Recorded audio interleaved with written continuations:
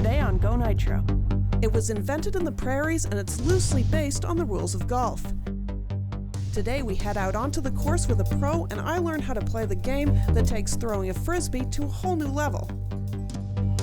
With a set of discs that mimic drivers and putters alike, this sport plays like a game of golf where the clubs and the balls are one and the same. But there's just one catch. They've had half their lives, we have half an hour. Because every athlete has a first day.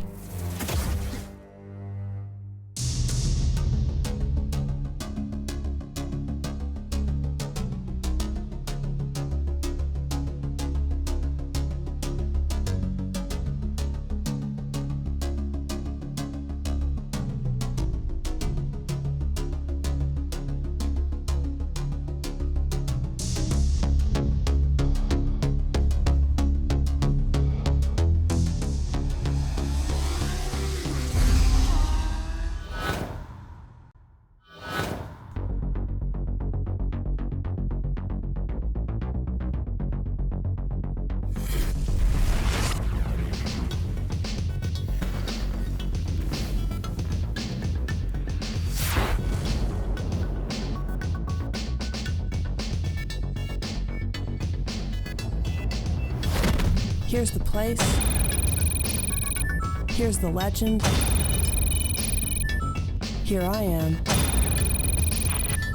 And my new teacher. I was a goalie for 15 years. But we've never done this before. Experience? Zilch. That one got away from me. No clue how to start, less clue how to play. And neither do you when you start out. And that's the point, because every athlete has a first day. And you've just been drafted. Disc golf, sometimes called falf, is a flying disc sport where players will throw a frisbee aimed at a target. The rules are similar to golf because each target has a par, and typically a course will have either 9 or 18 sections, similar to the holes on a golf course. When a player gets ready to tee off, they stand in a designated area and throw a disc from that spot, trying to get the disc as close as possible to the target. Whether the player scores under par is based on the number of throws required to get the disc into the basket. The discs are also built differently, very much like golf clubs. While putters are engineered for throwing at close range, drivers are more aerodynamic and made to fly or curve in midair. Our professor, Duncan Holness. Let's see how we do. So what is disc golf? Disc golf is a target sport that involves the use of, what most people would call frisbees, we call discs. And the general purpose or the general aim of disc golf is to take your discs and place them in the target like so. Oh, nice. Generally not quite so close, but it plays like golf, where the lowest score is the winning score if you're playing a competitive round. You have drivers, you have mid-ranges, and you have putters, just like you would have different clubs in golf, you have different discs for disc. And you can throw from, I think the longest hole I've ever played is about 1,100 feet, and about the shortest one was about 8. Oh, wow. They're very, very diverse. The first ever known game of disc golf was played with paint can lids and fishnets. Over the next 4 decades, the backyard game would evolve and take shape into a sport played around the world. So, do you need to have a background in frisbee or ultimate frisbee to be able to play disc golf? Absolutely not. I played soccer actually for most of my life. Doing upper body sports now, not so much my thing. Until about 5 years ago, almost 6 years ago now. My buddy decided that he wasn't going to take no for an answer after bugging me for years, saying, come out and play golf, come out and play disc golf, come out and play disc golf, come out and play. Finally, I told him, okay, enough's enough, Jay. I'm going to come out and play, and then you can't bug me anymore. 3 holes in, I was hooked, and I've been playing way more than him ever since. So. Awesome. All right, so tell me about the net. How does this work? What are the chains for? So the chain is for when you are throwing your disc. It would be much more difficult if you didn't have chains to grab your disc to try to like get it in, right? The chains here are to slow momentum of the disc to hit here and just have it drop. Much easier for them to hit the chains and drop into the basket. The principle of disc golf is similar to regular golf. It's a course consisting of 18 sections spread over a large piece of land. The difference is the game is played with a frisbee, and instead of holes, the targets are nets attached to poles. As for scoring, the aim is still to get under par. To get into the game, it's really quite simple. And the thing I love most about disc golf is all you really need is just one disc and a target to throw at. Okay. Right? It doesn't matter what disc you really get. You can use a football, you can use absolutely everything. I mean, I know you're usually used to looking at a frisbee that's a little more like that, a little more beach frisbee. This is an ultimate frisbee, Okay. right? But ultimately, this is made to be caught and thrown, whereas disc golf discs are made to be thrown accurately for farther distances, but not caught. Oh, okay. Okay, they hurt a little bit. Long and the short of it, you're going to want to start with any disc and a target. So the aim of the game is to get the disc into the target. It has to enter between these two ports. Okay. Right? It can't land on the top and it can't fall on the bottom, but I know you're going to have my buddy Duncan take you guys around, show you all the etiquette and whatnot of the game. So I'll let him explain all the rest of that to you. But you can get some equipment like a portable net Okay. to get home, practice with the kids, or have a little family game in the backyard. Because anything within 30 meters, or 33 feet, 10 meters, Yeah. you're going to be putting and using something called a putter. So the first disc most people should get used to and looking at is a putter. It's fairly flat on the surface. It's got some design on the top. It's fairly deep in the bottom here, and you can give that a feel if you want. Okay. So that has some weight to it. It's pretty solid. How does. much does this weigh? They're usually about somewhere between 160 and 180s pushing it. But you know, they do get up there to about 170 or over 172 grams. Normally, anywhere in around 170 grams is average. If you're getting over that, you're getting into a lot of maybe heavy wind conditions, or your throw is getting more powerful and you're overpowering lighter discs. With the weight of the discs, you do want to be careful you get something within your range. If you find that your disc is going awry and it's really hard to control, you might be throwing too heavy a disc. Okay. You can step down just to something a little lighter. And this one is in the 160 range. Okay. Okay, this is actually, give that one a feel. Oh yeah, that's a lot lighter. I love the color. It's beautiful, right? Yeah, yeah. Now you'll notice there is some cartoony designs. Oftentimes I've used this professionally for some clients and whatnot I work with who are trying to get more active but don't have very much grip strength, that don't have a very fast arm speed. Now whether that's because you physically can't throw very hard, or like my wife, just don't care and they're just kind of playing along the game, just kind of tossing it, you're going to get a lot more distance, a lot more accuracy out of something that is lighter. Can I kill that? I got to take that bit about my wife out because that was just a bad joke. Okay. Okay. So, anyway, sorry about that. No worries. How am I doing? Good, good. This is fantastic. Okay. So, can I go back a bit and you guys Yeah, will yeah, figure yeah, out where I'm absolutely. starting? So I just wanted to show you this one. It's a little bit lighter. Take a look at Okay. that. Oh yeah, I love the color too. That's beautiful. And these are really good. The lighter weight discs work well, not only for people with lower arm speed, for people who have a weaker grip, or for people who are, sorry. They're good for people.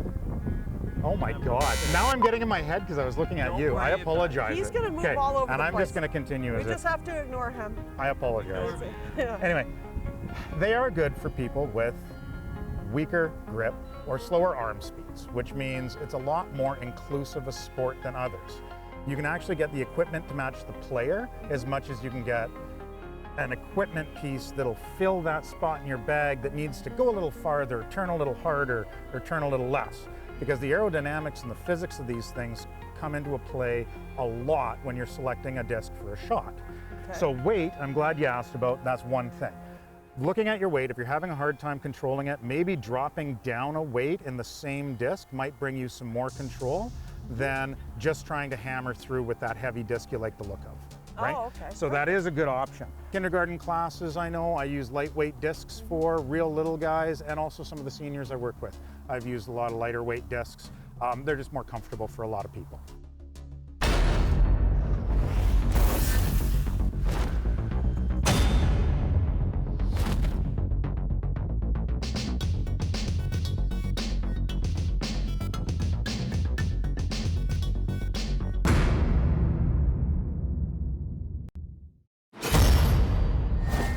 Okay.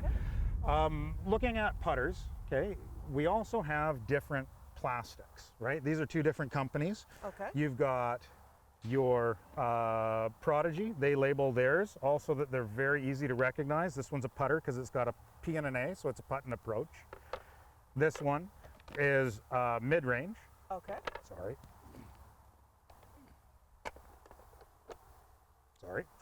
No worries. This one is a mid-range. I know that because it's got an M, so it's going to go for a lot farther than a putter would. Okay. Okay, another 100 feet or so. And it's going to be a lot more accurate at those ranges than if you're trying to crank a putter as far as you could. You use the disc that's meant to go that range, right? So these, again, come in a lot of different weights. That one's 179 up in there, as far as 180 or over, right? Getting Okay. quite heavy. It'd be great in headwinds. All right. So what's unique about these discs? These discs here, well, these ones are putters. So these are the quote-unquote slowest speed discs that we have. So you would use these when you got closer to the basket, as opposed to a driver, which you would use from much further away, and the driver's much more aerodynamic. So these ones are grippy. They want to grab the chains and drop in, right? These are all three different putters made by different manufacturers, different plastics, but they're very similar in how they fly. So I grabbed these out so that we could learn with these. Oh, perfect. All right. Well, So, we'll try one. And so what would be the technique? so whenever you are learning a sport, you want to learn about the basics first, right? So the basics for disc golf, and especially for being close, using a putter, right, is you want to have your grip. When I putt, my grip is kind of like this, where I have one finger that sort of guides it all along the rim here. The other fingers are just for support on the inside, and the thumb is for control on top, okay? So basically when I'm stepping up to putt, I'm gonna make sure that my grip is like this, and it's really funny because when you're throwing, you'd think that maybe having a looser grip so that it slides out of your hand easier is the thing to do.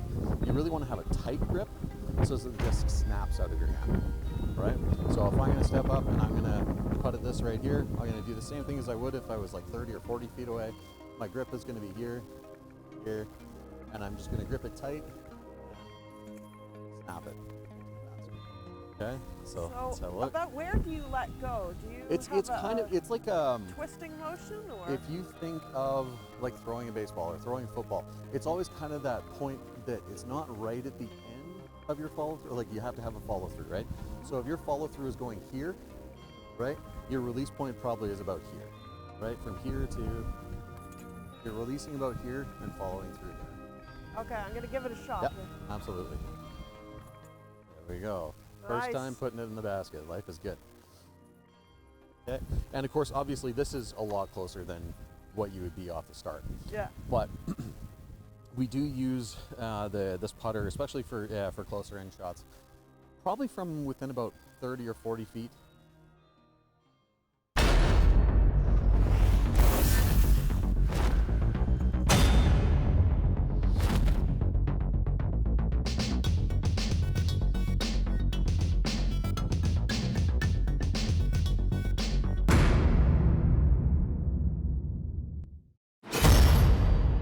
Square up to the basket, shoulders are square, right, like you would be in football or baseball or anything, throwing forward. You point where you want to go. I point my toe, and I kind of lean back, and then follow through here. Other people will set up like this so that they're facing the basket, and they kind of straddle out. They've got their feet just outside of shoulder width apart, and it's more of an arm swing. My putter there. Others even just sort of have like they don't have quite so much weight back, and they will spin the disc more than pushing it in, and it's more of just a hand motion release into it. So basically putting is kind of, it's your personal, right? How you want to do it. Even the grip that I showed you is a pretty common one, where you just have a finger over the rim. But there are so many people who grip the putter differently, grip the plastic differently, in a way that's more comfortable for them. So my idea is that whatever's comfortable for you works. There are certain things that work more often and better than others, but generally it's your own choice how you want to do it. So is it the same toe as your shooting arm? I'm going to give it a shot. Yeah, sure. So point the toe. Point the toe. And then I'm going to square up your shoulders. So point your shoulders at the basket. Okay. Right, and then just lean back and lean forward. Right, it's kind of like a rocking motion, that one. Right, and the idea behind that rocking motion is that all your weight is back, and then some of your weight goes forward, but you're balanced. Yeah. So that's putting. And actually, why don't we step back and try it just a little bit further away? Okay. Let's The wind adds another element, doesn't it? test ourselves out here. All Give right. you two. So we're about, what, 10 feet away here? Yeah. So we want to employ the same principles. Point your toe, Okay. square your shoulders to the target, Okay. grip it, make sure that it's a tight grip, and bring the putter down. And then, Oh, all right. Hopefully I'm not too far in the bush over there. I like that disc. well, it's useful that it's neon. Yeah. Well, there's my bag is. I try to make my bag mostly up of white and bright yellow discs, so that I don't lose them. Okay. So you want to try one like that, the forehand? Yeah, Okay. yeah. Let's grab a couple. Yep, for sure. Those three should do. Sounds good. Okay, so we'll take them back here.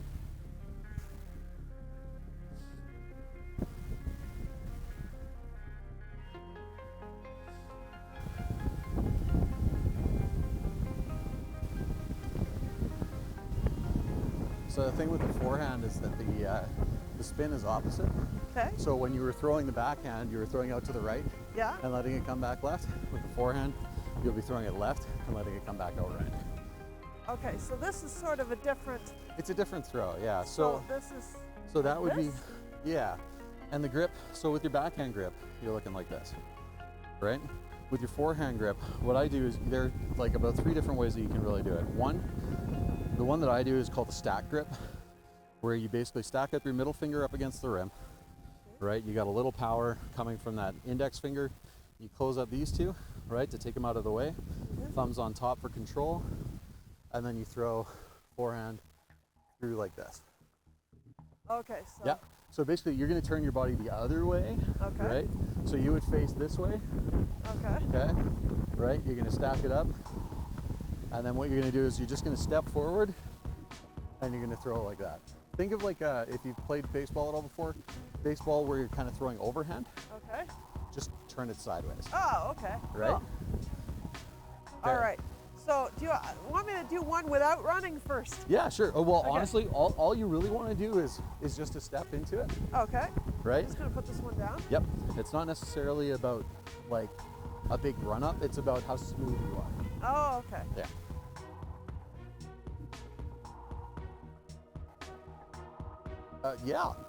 Yeah, kind of like that. Awesome.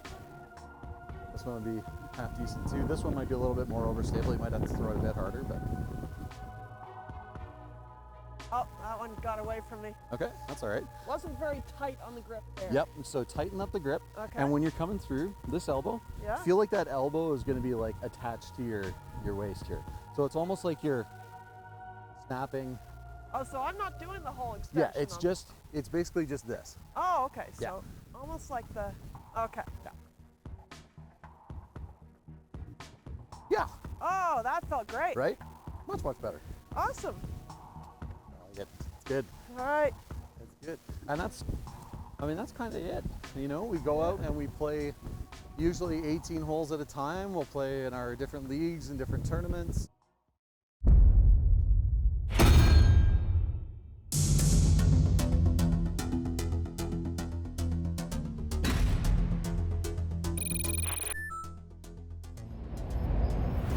Invented in the town of Bladsworth, Saskatchewan, the first ever known game of disc golf was played with paint can lids and fishnets.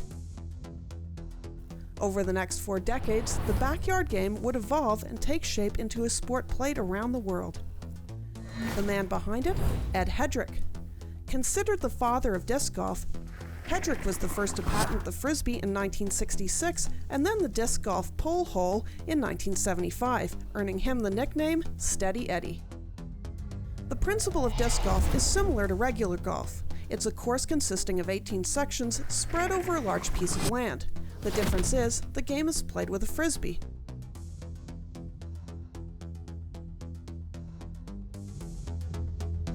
Only on Go Nitro. The show doesn't end here. Visit us online for your fix at gonitro.tv. You can follow us on Instagram, subscribe to our YouTube channel, and you can tweet us on Twitter. Go Nitro Access is brought to you by Melville, Saskatchewan. It's bigger on the inside. Aviva Canada. Salon services for Go Nitro provided by ID Hair Studio. Hair for who you really are.